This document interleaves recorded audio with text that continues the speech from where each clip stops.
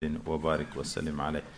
بسم الله الرحمن الرحيم. باب من ذهب بالصبي المريض ليدعى له. وبسند متصل منا إلى أمير المؤمنين في الحديث محمد بن إسماعيل البخاري قال حدثنا إبراهيم بن حمزة قال حدثنا حاتم هو ابن إسماعيل عن الجعيد قال سمعت السائب يقول ذهبت بخالتي إلى رسول الله صلى الله عليه وسلم فقالت يا رسول الله صلى الله عليه وسلم إن ابن أختي وجع فمسح رأسي ودعا لي بالبركة ثم توضأ فشربت من وضوئه وقمت خلف ظهره فنظرت إلى خاتم النبوة بين كتفيه مثل سر الحجلة. د مرض سلسله شروع دا ثبوت هم راغی چې کنکای په کور کې مریض وي نیک سړی ته د دعا په نیت ورولې چې خدای پاکې دعا په برکت باندې جوړ کړي نو اصل موجود ده. حضرت پیغمبر علیه الصلاة والسلام ته صحابي مبارک وي زه کنکای هم خپل ترور وروستم ورته وویلې چې دا خوریې مې مریض ده. حضرت پیغمبر علیه السلام مې په سر لاس را تیر کو دعای د برکت راته وکړه. بیا چې دا اودس وکړه د اودس مستعملې اوبه مې وچیکلې او وروسته مې هغه خاتم النبوت هم ولیدو. بیا خو نو په غړټو باندې دغه بیان کوي نو وایي د علاج یوه طریقه دعا ده چې نیکو خلکو باندې دعا وکړي کنکای ور نبي کریم صلی الله علیه وسلم دعا ورته وکړه. باب نهي تمني المريض الموتى. وبه قال حدثنا آدم قال حدثنا شعبة قال حدثنا ثابت البناني عن أنس بن مالك رضي الله تعالى عنه قال النبي صلى الله عليه وسلم لا يتمنين أحدكم الموت من ضر أصابه فإن كان لابد فاعلا فليقل اللهم أحيني ما كانت الحياة خيرا لي وتوفني إذا كانت الوفاة خيرا لي. وبه قال حدثنا آدم قال حدثنا شعبة عن إسماعيل بن أبي خالد عن قيس بن أبي حازم قال دخلنا على خباب نعوده وقد اكتوى 7 كيات فقال إن أصحابنا الذي سلفوا مضوا ولم تنقصهم الدنيا وإنا أصبنا ما لا نجد له موضعا إلا التراب ولولا أن النبي صلى الله عليه وسلم نهانا أن ندعو بالموت لدعوت به ثم أتيناه مرة أخرى وهو يبني حائطا له فقال إن المسلم يؤجر في كل شيء ينفقه إلا في شيء يجعله في هذا التراب. وبه قال حدثنا أبو اليمان قال أخبرنا شعيب عن الزهري قال أخبرني أبو عبيد مولى عبد الرحمن بن عوف أن أبا هريرة رضي الله تعالى عنه قال سمعت رسول الله صلى الله عليه وسلم يقول لن يدخل أحدا عمله الجنة قالوا ولا أنت يا رسول الله صلى الله عليه وسلم قال ولا أنا إلا أن يتغمدني الله بفضل ورحمة فسددوا وقاربوا ولا يتمنى أحدكم الموت إما محسنا فلعله أن يزداد خيرا وإما مسيئا فلعله أن يستعتب. وبه قال حدثني عبد الله بن أبي شيبة قال حدثنا أبو أسامة عن هشام عن عباد بن عبد الله بن الزبير قال سمعت عائشة رضي الله تعالى عنها قالت سمعت النبي صلى الله عليه وسلم وهو مستند إلي يقول اللهم اغفر لي وارحمني والحقني بالرفيق الأعلى. د مرض د تکلیف د وجه نه سوال د مرګ څنګه د چې سړی د ځان دپاره سوال د مرګ وکړي. حضرت پیغمبر صلی الله علیه وسلم د مرګ سوال د څوک نه کوي د ضرر د وجه نه. دلته یو نکتې ته ذاتي اشاره ده. یو تکلیف رسېدلی د تکلیف د وجه نه د مرګ سوال نه کوي. که ډېر نه درېږي نو داسې دې بیا وایي ای الله تر څو چې د ما په ژوند کې خیر ما ته ژوند راکړي او چې کله مې په مرګ کې خیر نو ما ته مرګ راکړي. مشخص مرګ دې نه غواړي. دوم روایت کې صحابي مبارک حضرت خباب ابن ارات رضی الله تعالی عنه مریض ده. اووه ځایه داغونه لګولي دي. څوک چې پوښتنې ته ورغلی دی ویې چې حضرت خباب وویلې چې مخکې ملګري د موږ د نبي علیه السلام په وخت کې صحابه لاړه د دنیا نه د دنیا نعمتو د دوی د آخرت ثواب ورکم نه کړه. دنیایي نعمتونه یې وانه خیسته او نن موږ دومره ډېرې دنیاوې شوې چې دغه ځای نشته الا تراب مګر هم خاوره. که داسې وایي چې نبي علیه السلام د مرګ د سوال نه منع نه وای کړی ما به نور د مرګ سوال کړی و. بل وخت کې راغلو چې د دیوال جوړوه بیا یې ویلې چې د مسلمان په هر شي کې چې لګوي د روپۍ ثواب شته خو په دا خاوره کې چې دیوالونه پوهوي په دغه کې ثواب نشته. اوس په دغه ځای کې لږ خبره وکړو حضرت پیغمبر صلی الله علیه وسلم اول ویلې د ضرر د وجه نه د څوک د تکلیف د وجه نه د مرګ سوال نه کی د تکلیف د وجه نه د مرګ سوال دا شکایت ده دا په قضا د خدای پاک ناراضګي ده دغه وجه نه دی نه کی او که دغه وجه نه نه بله وجه وي بله وجه کله داسې وي چې خوف فتنې وي سړی په دغه ډاریږي چې ایمان ته مې کمزوري پیدا نشي اعمال مې برباد نشي په هغه وخت کې بیا سوال د مرګ کړی شي واذا اردت بعبادك فتنه فاقبضني اليك غیر مفتون حضرت نبی علیہ السلام سوال کړی دا ای الله چې کله دم اراده د عذاب او خلکو ته فتنه کې واقع کېده نو خدای پاک ما بغیر د فتنې نه درولې حضرت عمر فاروق رضی الله تعالی عنہ آخری عمر کې الله تعالی ته وی چې ای رب کریمه عمر به ډیر شو وجود مې ضعیف شو رعایت مې ډیر شو خو فتوحات راغله اوس دا خو ذمہواری ده ګرد به پسې ګرځې موږ غوندې بېغمه خوبونه به امیران نه کوي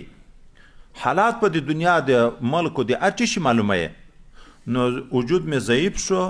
رعایت مې ډیر شو الله تعالی نور ما در وغواړي په داسې حال کې چې د عبادت ګټلی مې د لاسه ونه وځي غیر مضیع ولا مفرد سوال یې کړی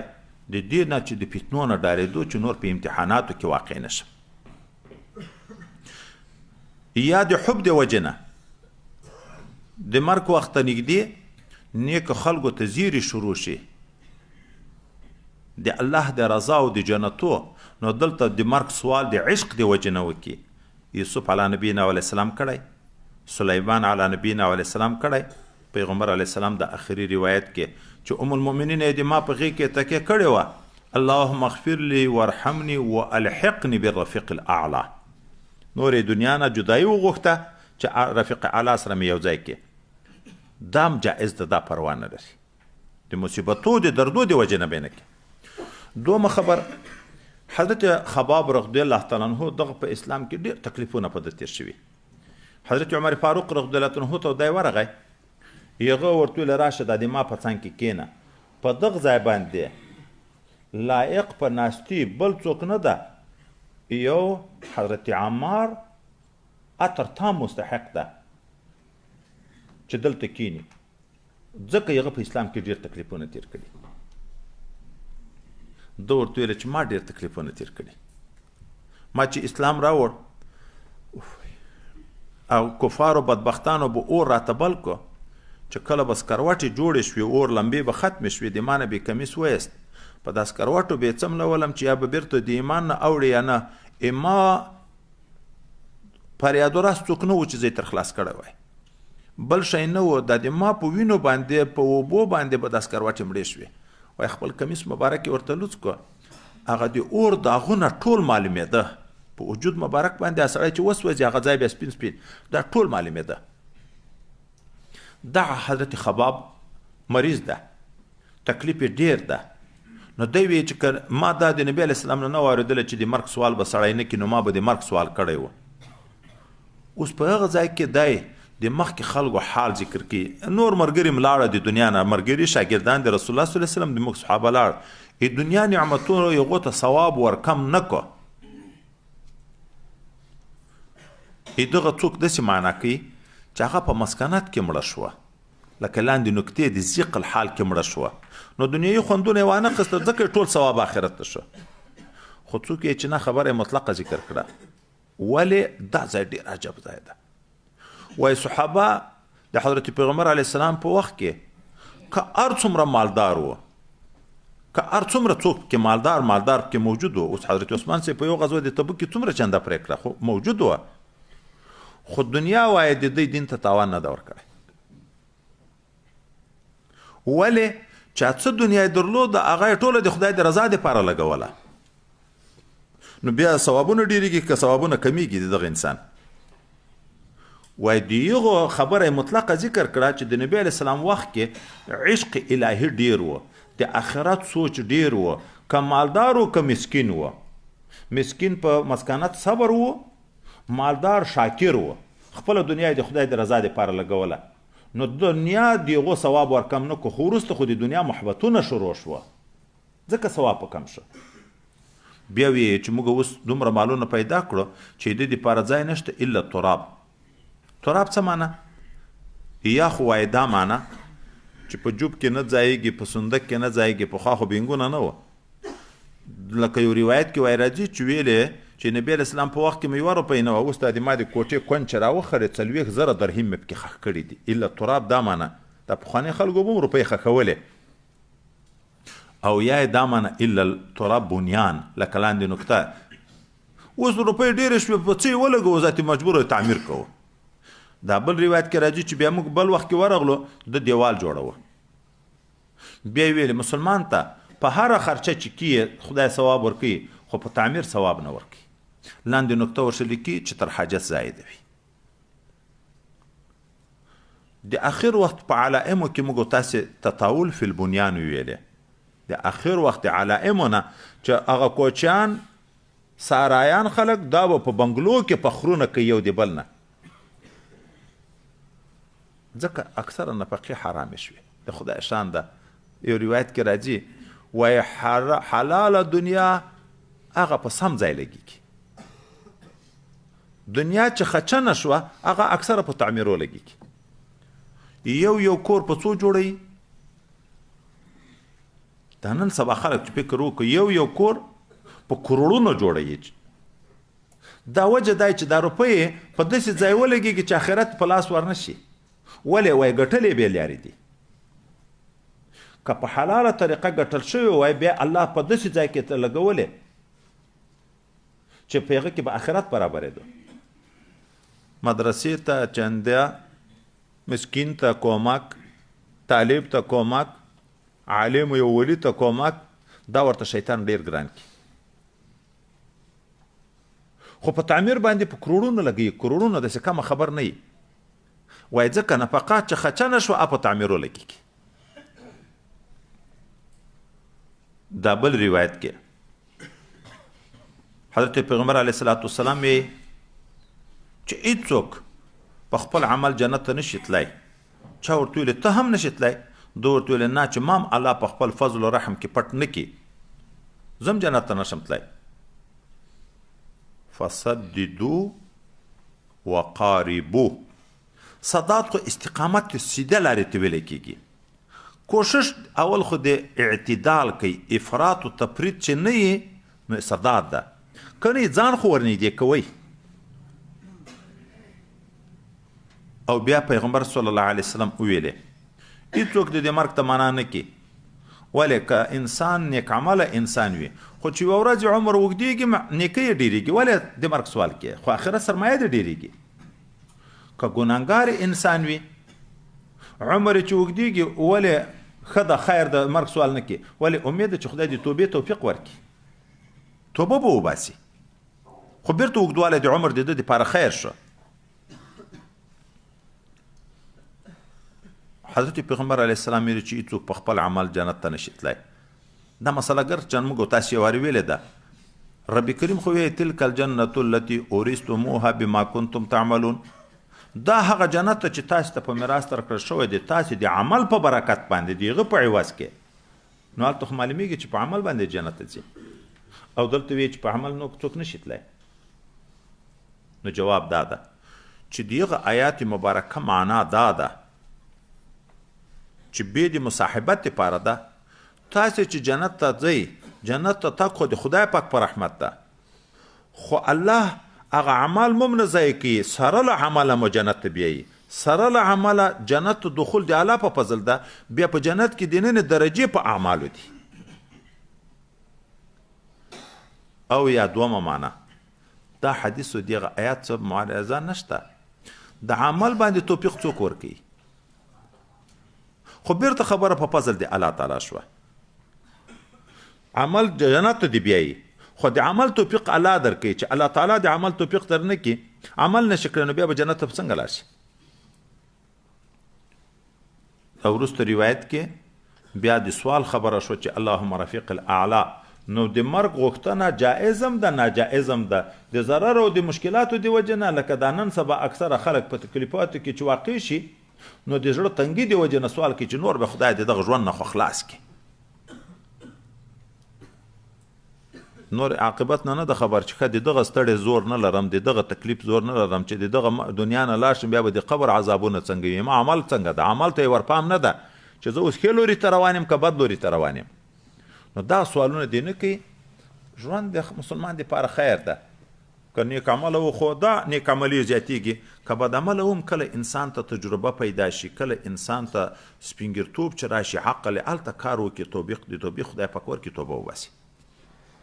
باب دعاء العائد للمريض وقالت عائشة بنت سعد عن أبيها رضي الله تعالى عنها قال النبي صلى الله عليه وسلم اللهم اشف سعدا وبه قال حدثنا موسى بن إسماعيل قال حدثنا أبو عوانة عن منصور عن إبراهيم عن مسروق عن عائشة رضي الله تعالى عنها أن رسول الله صلى الله عليه وسلم كان إذا أتى مريضا أو أتي به قال أذهب البأس رب الناس واشف وأنت الشافي لا شفاء إلا شفاؤك شفاء لا يغادر سقما وقال عمرو بن أبي قيس وإبراهيم بن طهمان عن منصور عن إبراهيم وأبي الضحى إذا أتي بالمريض وقال جرير عن منصور عن أبي الضحى وحده وقال إذا أتى مريضا چا به وای دا خیال کوو چې مریض ته د شفا سوال دا به ناروا وي ولې پرونه راسې لګې وي په مرض کې څومره ثوابونه دي ګناوې په معاف کېږي درجې په پیدا کېږي د جنت مقامات په پیدا کېږي نو چې ته سوال د شفا ورته وکړې خو هغه نعمتونه یې د لاس نه وځي دی اوس دا ثابتوي چې نه دا جایز ده حضرت پیغمبر علیه السلام د حضرت سعد دپاره دعا وکړه او د پیغمبر علیه السلام عادت مبارکه دا و چې دی خپله به مریض ته پوښتنې ته ورغی او اوتیه دا منه یا به مریض ده ته راوست نو دعا به کړه ای الله ته د ده تکلیفونه لرې کې ته شفا ورکې ته شافي یې نشته شفا مګر هم د تا شفا ده خو دا اخر کې یو نکتې ته اشاره ده داسې شفا ورکې چې یو مرض هم پاتې نه شي وایي دا یې دغه دپاره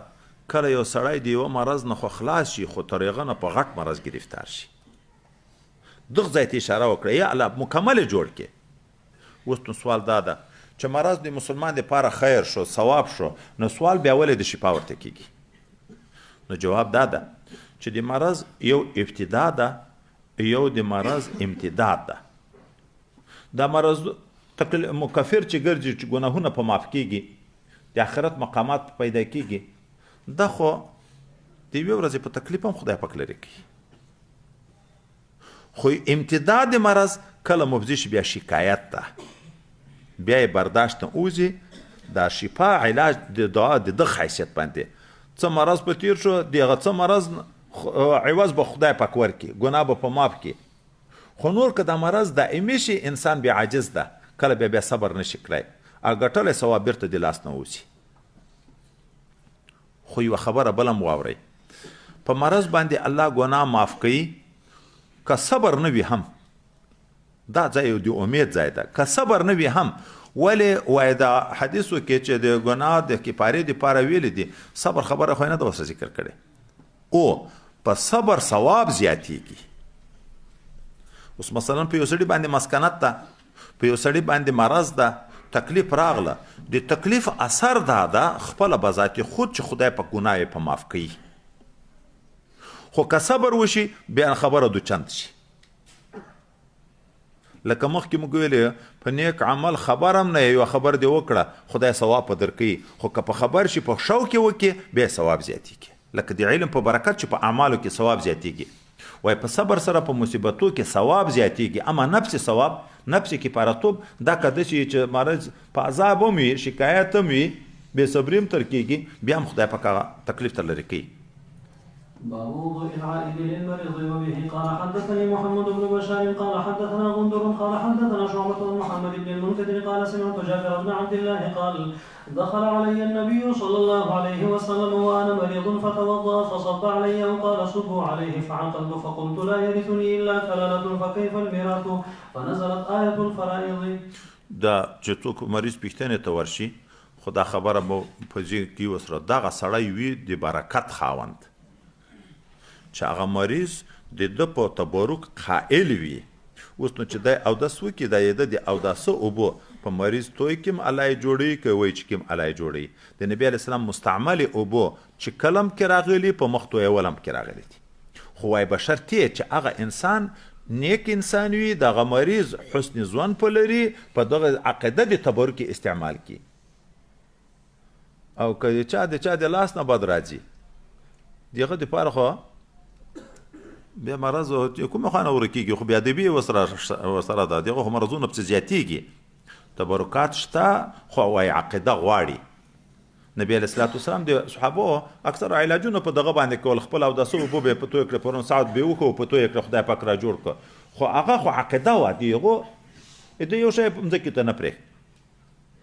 باب من دعا برفع الوباء والحمى وبه قال حدثنا اسماعيل قال حدثني مالك عن هشام بن عروة عن أبيه عن عائشة رضي الله تعالى عنها أنها قالت لما قدم النبي صلى الله عليه وسلم وعك أبو بكر وبلال رضي الله تعالى عنهما قالت فدخلت عليهما فقلت يا أبت كيف تجدك ويا بلال كيف تجدك قالت وكان أبو بكر إذا أخذته الحمى يقول كل امرئ مصبح في أهله والموت أدنى من شراك عليه وكان بلال إذا أقلع عنه يرفع عقيرته فيقول ألا ليت شعري هل أبيتن ليلة بواد وحوله الخر وجليل وهل أيدن يوما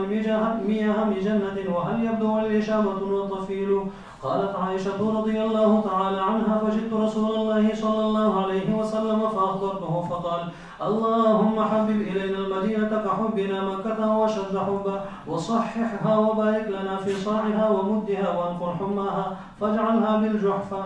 د کفارو د هلاکت سوال جائز ده کفارو ته د مرضو د ورنقل کېدن سوال جائز ده د کفارو په مرض باندې په مرګ باندې شکر یستل جائز ده چې د مرداریږي په مرض ته حمد خدای پاک په ادا کې دا جائز ده اوس مو ویلې چې مریض ته علاج لپاره شفا دعا نبی علیه السلام کړې نو که دا دعا کوي چې خدای د موږ د مسلمانانو د ملک نه دا مرضونه نقل کړي چې د یوه شخص ته یې کړی شي چې الله مرض یې لرې کړي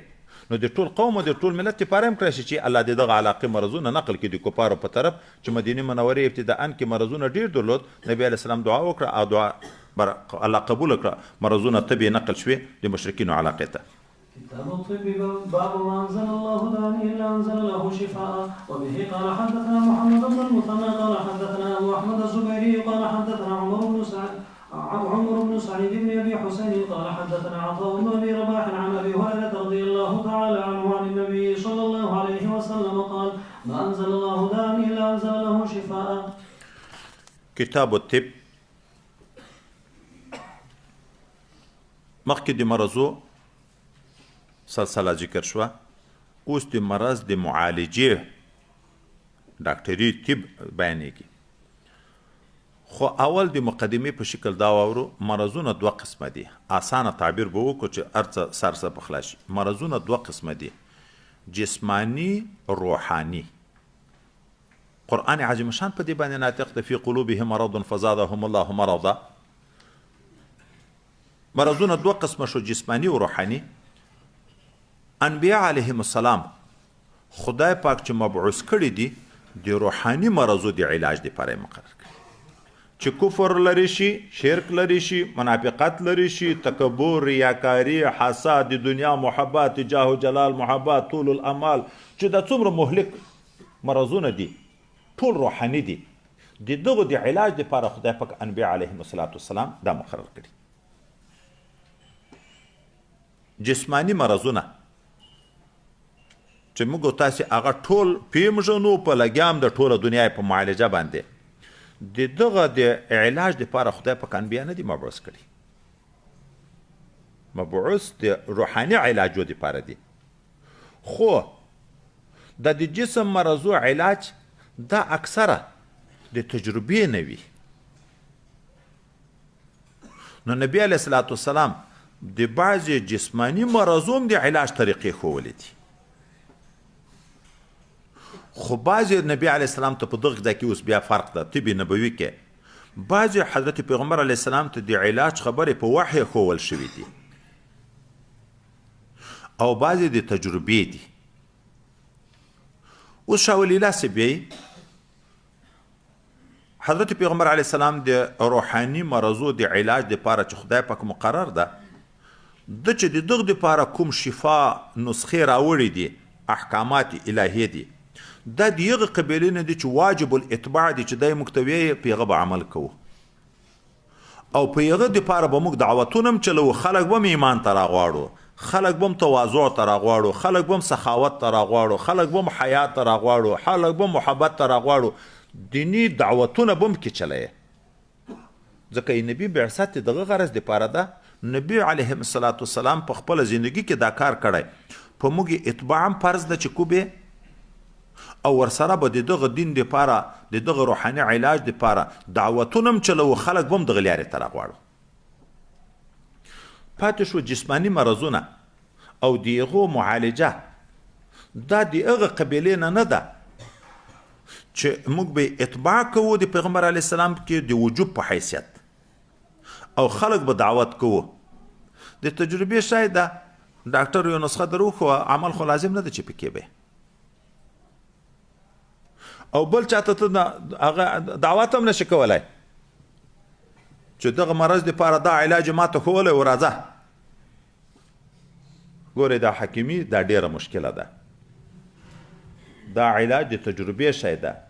بیا خصوص کر چې نبض کې ماهر وي مزاج معلوم کړي د مزاج موافق دوا ولیکي که صرف نسخه یې زده ده او نبض یې نه ده زده دوایي یې ولیکله اصل مرض منشا مختلفه وي نو علاجونه یې مختلف وي تبه دا مختلف قسم منشي لري اوس منشا یې نشو معلومه چې دا تبه د چی شي ده د په خیال کې یو څه ورغله د هغه دپاره تشخیص یې نه ده کړی تبه یې علاج ولیکو هغه و د یو بل شي نه دغه علاج کله مضر واقع شي کله حتی مرګ ته مفضي شي دغې وجې نه دغه شي سره احتیاط ته چې لکه ما مخکې هم درته ویلي دي چې زه اوس بعضې شیان کله کله بیان کوم دا فایدهمند ده خو حکیم ته ضرورت ده چې تجربه لري نبض لري په نبض کې ماهر وي که نبض کې ماهر نه هر څومره قیمتي نسخه درته ولیکي خو کله د تا د هلاکت ذریعه وګرځي نو دا د تجربې شی ده دغه کې دعوت معوت ته نشي چلولی بل چاته چې راځئ ټول ما یو نسخه زده کړې ده دغه د استعمالوي ځاتې به تاسې جوړېږئ پیغمبر علیه السلام چې کوم شیان ښوولي که په وحی وي هلته خو په موږ باندې اعتقاد ضرور دی چې کوو به یې په هغه باندې که جسماني علاج ویم خو که د تجربې شی وي ته نسخه کړې د تبرک دپاره عمل په مستحب ده چې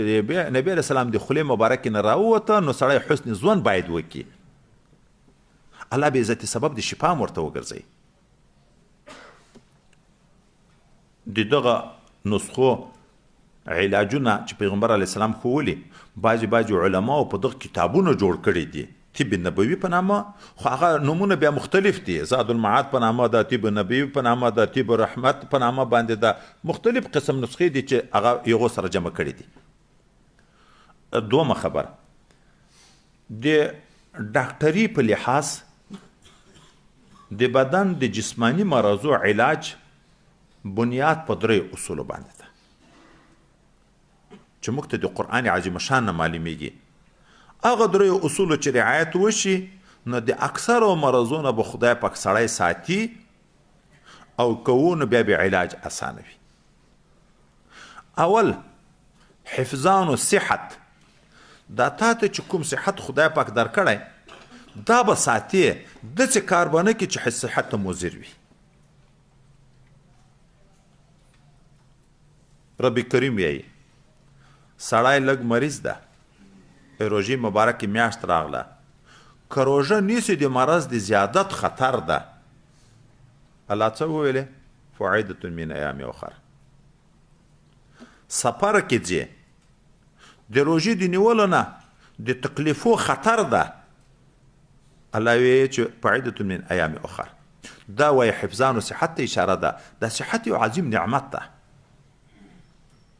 په دغه هر څه کېږي چې سړي صحت برابر وي د الله عبادتونه مطالعې جهادونه درسونه دا ټول په صحت باندې موقف دي که مو یاد وي مخکې د مړښت په ځای کې دومره مړۍ خوړل چې مرض تر پیدا کېږي حرام دي شرعا که نه دي ولې حفظان و صحت په موږ باندې لازم ده نن عام ملګري موږ عام چې په مرضو لګیا د دغه خبرې اهتمام چې په خوله راغله هغه خورو چې څومره و هغه خورو د خپل صحت د حفاظت لحاظ نه کوو. دوم پرهیز. خدای دې متعال وی تاسو خپل ځان هلاکت ته مه اچوئ. مریض یې غسل در باندې واوښت، که غسل کوي په اوبو د مرګ خطر ده. الله تعالی وی لا تقتلوا انفسکم، ځان مه وژنئ. تیمم یې روا کړی. ګورئ غسل د ټول بدن پرېمینځل دي، اکتفا وشوه په صرف 2 ضربینو باندې په مخ لاس تېر که او په لاسو لاس تېر که. ولې دا وایي پرهیز ته اشاره ده چې مریض چې اوبه بدې در باندې لګېږي نو پرهیز تر وکړه. دریم ازاله د مواد فاسده او د کوم شي د وجې نه چې مرض پیدا وي هغه لرې که. حضرت پیغمبر علیه الصلاة والسلام پرون کې مو ویلې د صحابي مبارک د سر نه سپږې روانې دي. د یو ته ایوزي قهوه مو که دا تکلیف درکوي او ورخیه سر ورخیه چې ویښتان لري چې سپږې بیا په سر کې پاتې کېږي ماده لرې که. دغه درې اصول چې لحاظ وشي وای صحت به برقرار وي. موږ اول د حفاظت له اهتمام نه کو. ځوانان د ځوانۍ په وخت کې ځانونه د کړنګو نه غورځوي، په کار کې زیادت، په ورزش کې زیادت، په خوراک کې زیادت، وروسته بیا په پوه شي. او سړی که فکر وکړي موږ اکثرو خرابې معدې دي او مرضونه ټول د دغه نه پیدا کېږي. معده وایي داده مور د مرضو ده چې معده خرابه شوه، انجل خراب شو، دغه ماشینکاري چې خرابه شوه نو ینه به څنګه وینه جوړه کړي، زړه به څنګه وینه پاس کړي، دا نور ګردې به څرنګه هغه خپل بول دا شیان پاس کړي. دغه خو ټول موقوف دي په صحت فعالیت معدې باندې. نبی الاسلامي معدې ته عادي خوراک ورکوي چې معده ورسره عادت وي. ناشنا خوراکونه مه کوئ. موږ په یو حال کې سوړ، ګرم، تریو، خوږ هر قسم شی د بعضې عظیمه دا زه چې دا طبي کتابونه کله ګورم د بعضې شیانو عظیمه په 1.5 غنټه کې کېږي. لکه دا ټینډې مینډې کدونه ده دا په کم وخت کې عظیمه کېږي. د بعضې په 2 غنټو کې عظیمه راځي، د بعضې په 3 غنټو کې، بعضې حتی 4 غنټو کې هله عظیمه راځي. موږ دواړه متضاد شیان، مایه ډېر ښه شی ده د دماغو دپاره، خو عظیمه یې ګرانه ده 4 غنټو کې نه عظیمه کېږي. زر بش خوراک بل نفسې کوي. مایه یې دې وخوړ شودې به نه ورسره خورې، دا پیرني میرني دا شیان به نه پسې خورې. لا تاکل سمک و تشرب اللبن. پیس مرض تر پیدا کېږي، نور مرضونه تر پیدا کېږي. اوس ګورې د یو شي سره بل شي خوړل هلته صحت ته مضر ده. موږ د دغه اهتمام نه کوو. خوراک ډیر کوو او مختلف قسم خوراکونه کوو. په یو وخت معدې ته داسې شیان ور واچوو چې د اوسپنې ماشین هم نشي په رسېدی. د جوارو ترشل وکړي که د وریجو ترشل وکړي که د غنمو وکړي د څه شي وکړي او خوراک په قدر د کفایت نه کوو، زیادت وي، د دغه نه مرض پیدا کېږي. پرهیز نه کوو چې کوم شی بد را باندې لګېږي د هغه نه پرهیز نه کوو او فاسده ماده نه ورکوو. دا خو د جسماني مرضو اساس ده چې د دغه لحاظ وکړي خدای پاک د جسماني مرضو نه خلاصوي. عین حال کې دغه د روحاني مرضو اساس هم ده. د یغو د علاج لکه دغه د جسماني مرضو د علاج اساس ده، د روحاني مرضو د علاج اساس هم ده. هر گناه مرض پیدا کوي که نه پیدا کوي، پرهیز به تر کې د خپل صحت به د حفاظت لحاظ کوي، حفظان و صحت. چې ګناه دې وکړه خو مرض پیدا شو، پرهیز دې مات کو. هغه ماده فاسده چې هغه ملکات خبیثه دي، په چا کې حسد ده، په چا کې ریاکاري ده، په چا کې عجب ده، په چا کې تکبر ده، دغه حب د دنیا ده چې دا څومره مواد فاسده دلته موجود دي دا ډېرې ګناوې د هغو معادو د وجې نه کېږي ځکه د تصوف یو مستقل فن د هغه مادې د ورکولو دپاره ده حسد لرې که د ځان نه قتل قتال غیبات دروغ اهانت د مسلمان تحقیر ټول په هغه باندې بنا ده خو کوشش وکړه حسد د ځان نه لرې که حب دنیا راس کل خطیئت د ټولو خطاییو سر محبت دنیا ده محبت دنیا د زړه نه لرې که طریقې د علاج به خپل تصوف ذکر کوي ماده فاسده چې لرې شوه مرض ذاتي تولید نه کېږي او چې ماده فاسده نه لرې که ماده فاسده نه لرې که زر وارې ذکرونه کوه خو په زړه کې چې کوم شی د هغه نه لرې که د هغه د معالجې د لرې کولو کوشش نه کوي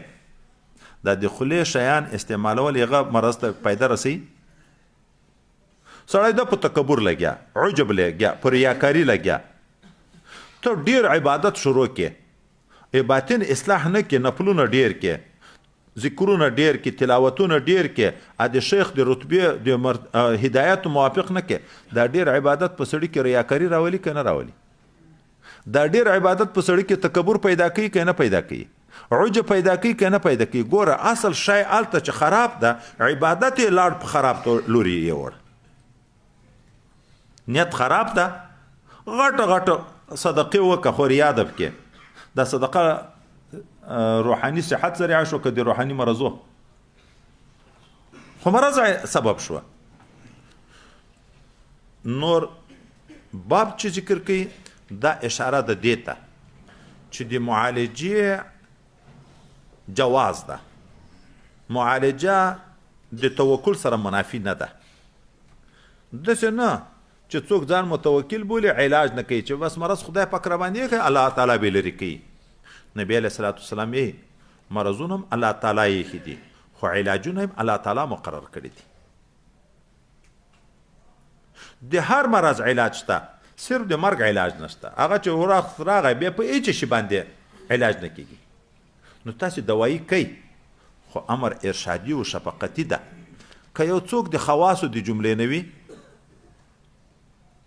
چې هغه 80,000 کسان بې حساب او بې کتابه جنت ته ځي د هغو صفات نه پیغمبر علیه السلام څه وویلې لا یسترقون ولا یکتوون ولا علی ربهم یتوکلون اخو خود ځان ته مقام ده اخو ځان ته مقام ده لیکن د عامه مسلمانانو دپاره د هغو دپاره د معالجې اجازه ده خو او